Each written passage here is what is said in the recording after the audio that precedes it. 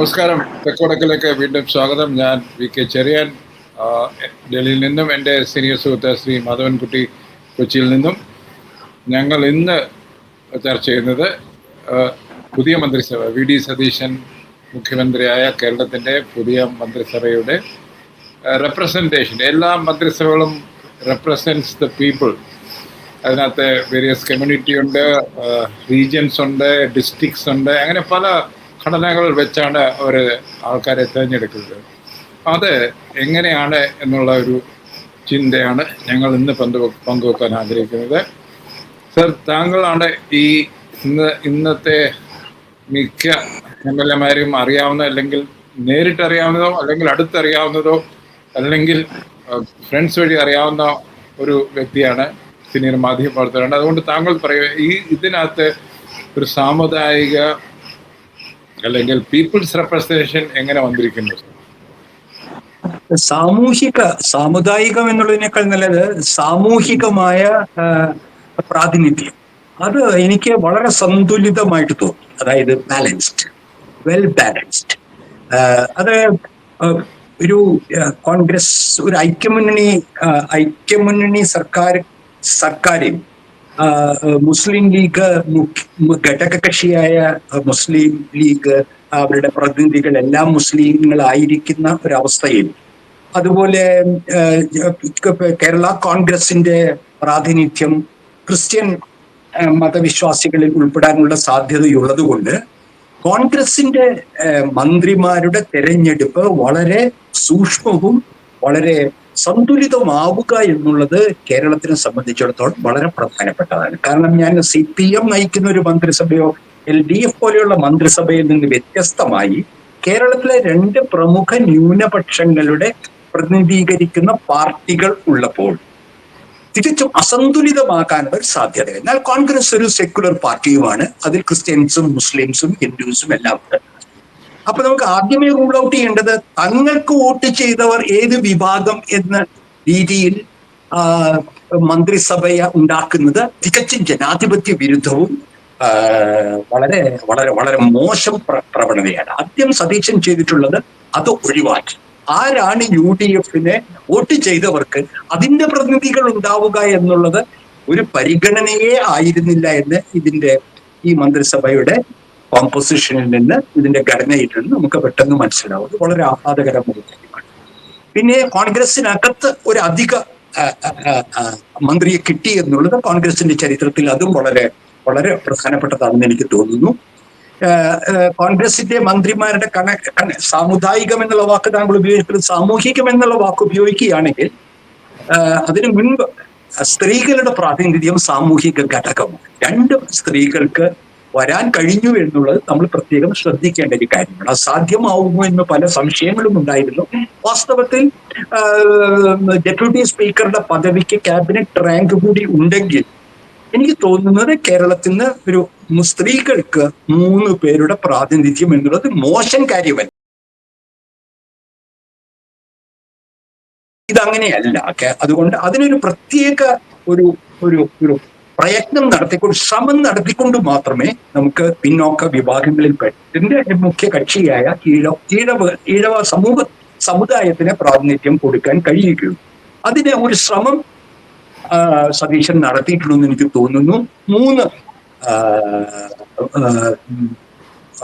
3 പ്രതിനിധികൾ, ഈഴവ സമുദായത്തിന്റെ പ്രതിനിധികൾ, ഈഴവ സമുദായത്തിന്റെ പ്രതിനിധികളായിട്ടല്ല കോൺഗ്രസിന്റെ പ്രതിനിധികളായിട്ടും സെക്യുലർ ആയിട്ടുള്ള UDF-ന്റെ പ്രതിനിധികളായിട്ടും വരുന്നെങ്കിലും അവരെ പ്രത്യേകം ഇതിൽ ഉൾപ്പെടുത്തുന്നതിന് കാണിച്ച ജാഗ്രത വളരെ അഭിനന്ദനീയമാണ് എനിക്ക് തോന്നുന്നത്. അവരുടെ ജനസംഖ്യയ്ക്കും അവരുടെ രാഷ്ട്രീയത്തിലുള്ള അവരുടെ സാന്നിധ്യത്തിനും അനുസരിച്ച് UDF-ൽ കോൺഗ്രസിന്റെ പ്രാതിനിധ്യത്തിൽ 3 ഈഴവ. അതിലേറ്റവും ചോദ്യത്തിലേക്ക് നമ്മൾ എന്നെ നയിക്കുന്നത്, അതായത് സതീശൻ പറയുന്ന ഈ പുതുയുഗം, അതായത് ഒരു ഉടച്ചുവാക്കൽ ഈ നോൺ ലെഫ്റ്റ് സ്പേസിൽ നടക്കുന്നു എന്നാണോ നമ്മൾ കരുതേണ്ടത്? ഇല്ല, എനിക്ക് അങ്ങനത്തെ വലിയ ചമൽക്കാരങ്ങളിലൊന്നും ഞാൻ വിശ്വസിക്കുന്നില്ല. വാചകമടിയല്ല രാഷ്ട്രീയം. രാഷ്ട്രീയത്തിൽ ആക്ച്വൽ പ്രാക്ടീസ് എന്താണ് സംഭവിക്കുന്നത്? അധികാരത്തിൽ എവിടെ പങ്കാളിത്തം കിട്ടുന്നു എന്നുള്ളതാണ് യഥാർത്ഥ അധിക രാഷ്ട്രീയം. അല്ലാതെ പുതുയുഗം എന്നുള്ള വാക്കുകൾ നവകേരളം ഞാൻ എന്തെങ്കിലും എനിക്കറിഞ്ഞുകൂടാ. ഞാൻ അത്തരത്തിൽ അതിലൊന്നും വഴങ്ങാത്തയാളാണ്. പുതുയുഗം, നവകേരളം. നവകേരളമാണോ എന്ന് അതിന്റെ സംസ്കാരത്തിൽ നിന്നും അതിന്റെ പ്രവർത്തനത്തിൽ നിന്നും മനസ്സിലാക്കണം. അപ്പൊ പുതുയുഗമാണോ ഒരു ഉടച്ചുവാർക്കൽ ഈ നോൺ ലഫ് സ്പേസിലും നടക്കുന്നു എന്ന് നമുക്ക് കരുതിക്കൂടെ?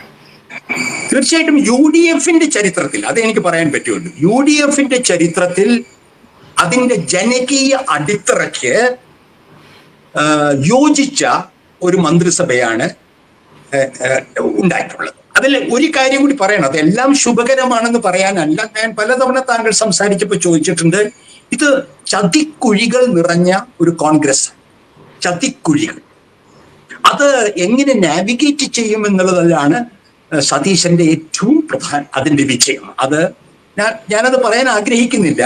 പക്ഷെ ഈ കോൺഗ്രസിന്റെ ഈ 12 മന്ത്രിമാര് സതീശന്റെ മനസ്സുമായി യോജിച്ച് നിൽക്കുന്നവർ എത്ര പേരുണ്ട്? മുരളീധരനുണ്ട്, വേണമെങ്കിൽ റോജി അഗസ്റ്റിനെ വേണമെങ്കിൽ പറയാം. അദ്ദേഹം അത്ര ഒരു സംസ്കൃത ചിത്തനായ ഒരു JNU-ലൊക്കെ വിദ്യാഭ്യാസം ചെയ്ത് ഒരു നവനാഗരികതയുടെ ആളാണ് റോജി. അദ്ദേഹത്തിന് ഗ്രൂപ്പുകൾക്ക് അതീതമായി ചിന്തിക്കാൻ കഴിയുന്ന ഒരു വ്യക്തിത്വമുണ്ടെന്നാണ് ഞാൻ മനസ്സിലാക്കുന്നത്. മുരളീധരൻ അതുകൊണ്ടല്ല, മുരളീധരന് സ്വന്തമായി പാർട്ടിയിൽ സ്വന്തം നിലയ്ക്ക് ഗ്രൂപ്പിന് പോകാത്തയാളാണ്. ഈ 2 പേരൊഴിച്ചാൽ ഒരു പക്ഷേ തുളസിയും സതീശനെ മനസ്സിലാക്കുന്നുണ്ടാവും. അതിനപ്പുറം തൻ്റെ നെഹ്റൂവിയൻ സോഷ്യലിസ്റ്റ് എന്ന ആ രാഷ്ട്രീയ സങ്കല്പത്തിനും മതനിരപേക്ഷതയ്ക്കും ആ BJP RSS വിരുദ്ധതയ്ക്കും ഊന്നൽ കുട്ടിയിട്ടുള്ള ഒരു രാഷ്ട്രീയ ഒരു കൂട്ടാളികൾ ഇതിൽ കുറവാണ്. പക്ഷെ സതീശനെ പോലെ വളരെ ആർട്ടിക്കുലേറ്റ് ആകും. മാത്രവുമല്ല, നമ്മൾ ഇതിലൊക്കെ കണ്ടിട്ട് ഉറച്ച നിലപാടുകൾ എടുക്കുന്ന ഒരു മുഖ്യമന്ത്രിക്ക് ഏത് മന്ത്രിയും ഓവർ റൂൾ ചെയ്യാനുള്ള അവസരമുണ്ട്. ഞാൻ കേട്ടത് വാരാരവി ഹോം മിനിസ്റ്റർ ആയിരിക്കുമ്പോൾ രാജിവെച്ച് പോയത് അദ്ദേഹം ചില ഇൻഡിപെൻഡൻ്റ് ആയിട്ടുള്ള സ്വതന്ത്രമായ ചില നീക്കങ്ങൾ പോലീസിലൊക്കെ നടത്തി. അത് അന്നത്തെ ചീഫ് മിനിസ്റ്റർ കരുണാകരന് ഇഷ്ടപ്പെട്ടില്ല. അങ്ങനെ ഒരു ചെറിയ കാരണം കണ്ടുപിടിച്ച് അദ്ദേഹത്തെ മാറ്റി നിർത്തി എന്ന് കേൾക്കുന്നുണ്ട്. എന്ന് പറഞ്ഞ പോലെ അങ്ങനെ ഒരു സിറ്റുവേഷനിലേക്ക് പോകാതെ തന്നെ സതീശൻ ഇങ്ങനെയൊക്കെയാണ്. ഞാൻ പലരോടും സംസാരിക്കുമ്പോൾ എൻ്റെ സുഹൃത്തുക്കൾ പറയുന്നത്, സതീശനെ സംബന്ധിച്ചോളം അദ്ദേഹം പിന്നെ മനസ്സിൽ ഒരു സംഗതി ഇങ്ങനെയാണ് ചെയ്യേണ്ടതെന്ന് ഉറച്ചു കഴിഞ്ഞാൽ പിന്നെ അതിനകത്ത് മാറ്റം ഉണ്ടാകത്തില്ല. അതാണ് അദ്ദേഹത്തിന്റെ ഏറ്റവും വലിയ പ്രശ്നമെന്ന് കേട്ടിട്ടുണ്ട്. അതായത് MLA പറഞ്ഞ നമുക്കല്ല, നമ്മൾ നിരവധി തവണ ചർച്ച ചെയ്തതാണ്. ഇനി എങ്ങനെ വരുമെന്ന് കാണാം. പക്ഷെ ഞാൻ വളരെ ഗ്ലിബല്ല അതിനെപ്പറ്റി. അതായത് കോൺഗ്രസിനകത്ത് എല്ലാം സുഖകരമാണെന്ന് ഞാൻ വിശ്വസിക്കുന്നില്ല. ആര് വിശ്വസിക്കാൻ? കാരണം എനിക്ക് താങ്കൾ അത് അല്ല സാർ, അത് കോൺഗ്രസിന്റെ ഒരു പറഞ്ഞ ഒരു ഡെമോക്രസിയുമാണ്, ഒരു ശാപവുമാണ്. അത് ഒരിക്കലും അവർക്ക് ഒരുമ എത്ര വെളിയിലെത്ത ഒരുമ കാണിച്ചാലും അകത്ത് അവരെപ്പോഴും കുതികാൽ വെട്ടും പാരവെപ്പും ഒക്കെ ആണെന്ന് എല്ലാവർക്കും അറിയാവുന്നതാണ്. അതൊരു കാലഘട്ടത്തില്, നല്ല കാലത്ത്, കോൺഗ്രസിന്റെ ദേശീയ തലത്തിൽ നല്ല കാലഘട്ടത്തിൽ അതൊരു ആഡംബരമായിരുന്നു. അത് വേണേ കൊണ്ടു നടക്കാമായിരുന്നു. പക്ഷേ ഇപ്പോൾ കൊണ്ടു നടക്കുന്നത് ഒരു പരിഹാസ്യമായ ചെറ്റത്തരമാണ്. രാഷ്ട്രീയ ചെറ്റത്തരമായിട്ട് നമുക്ക് പറയാം. ചെറ്റത്തരം എന്നുള്ള വാക്ക് പിണറായി വിജയനുമായിട്ട് അസോസിയേറ്റ് ചെയ്ത് മോശമായിട്ട് വിചാരിക്കുകയല്ല, അതിന് വേറൊരു വാക്കില്ലാത്ത ഇറ്റ് ഈസ് പെറ്റിനെസ്. ആ പെറ്റിനെസ് ആയിരിക്കും നിങ്ങളുടെ ഗ്രൂപ്പ് രാഷ്ട്രീയം കളിക്കാൻ ഈ സമയത്ത് കേരളത്തിൽ. അതായത് BJP നിങ്ങളെ മുഖ്യ പ്രതിപക്ഷമാവാൻ ശ്രമിച്ചുകൊണ്ടിരിക്കുന്ന ഒരു കേരളത്തിൽ കൊച്ചു രാഷ്ട്രീയം, കൊച്ചു മനസ്സുകളാണ് കോൺഗ്രസിന്റെ മന്ത്രികളായി വരുന്നതെങ്കിൽ പിന്നെ നമുക്കൊന്നും പറയാൻ കഴിയില്ല. പിന്നെ നമ്മൾ ഫാസിസത്തെ നേരിടുന്നതിനൊക്കെ പറയുന്ന വലിയ വാക്കുകൾ പറയരുത്.